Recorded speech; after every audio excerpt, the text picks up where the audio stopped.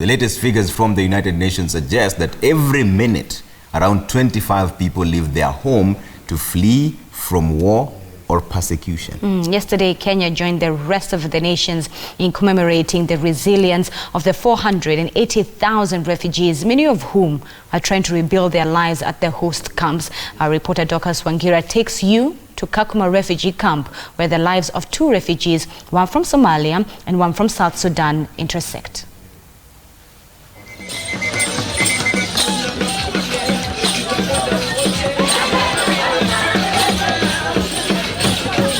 At the Kakuma refugee camp in the Kalo Bay settlement, 190,181 registered refugees and asylum seekers claw out a tolerable existence. Surviving on rations, everyone here has a story. Majog Lam fled from South Sudan. Because the situation was very bad, a lot of violence, a lot of destructions, people are being killed.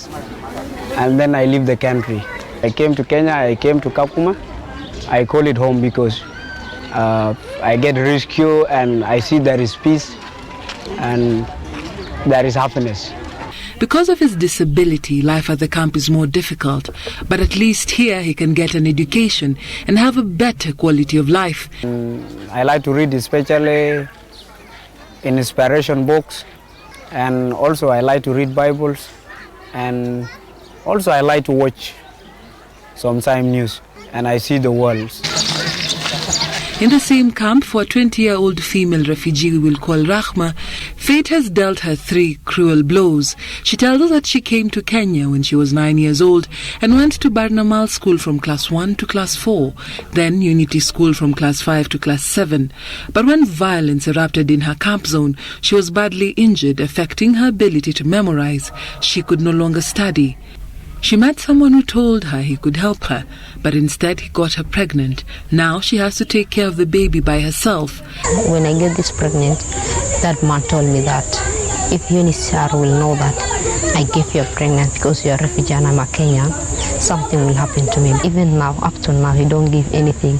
He almost, now the baby is 2 years and something, 3 months, yeah? There are 476,695 registered refugees and asylum seekers living in Kenya. 84% live in camps and 16% live in urban centers. Kenyan authorities have maintained that the best solution to the refugee situation is voluntary return of refugees to their homeland in safety and dignity. Other solutions include being resettled into a third country. This year alone, 1,056 refugees and asylum seekers have voluntarily been repatriated. Dadaab's population stands at 211,354. This after the closure of Kambios in March 2017 and the consolidation of the Ifo camp. Globally, 70 million people are displaced. UNHCR is calling for greater solidarity and support for refugees and appreciation of their contribution to their host communities. Refugees do not necessarily get frustrated. They get frustrated for not being able to contribute to the local economy and become self-reliant.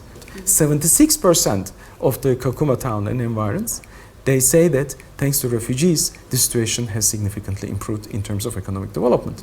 Kakuma was not that big before refugees arrived here.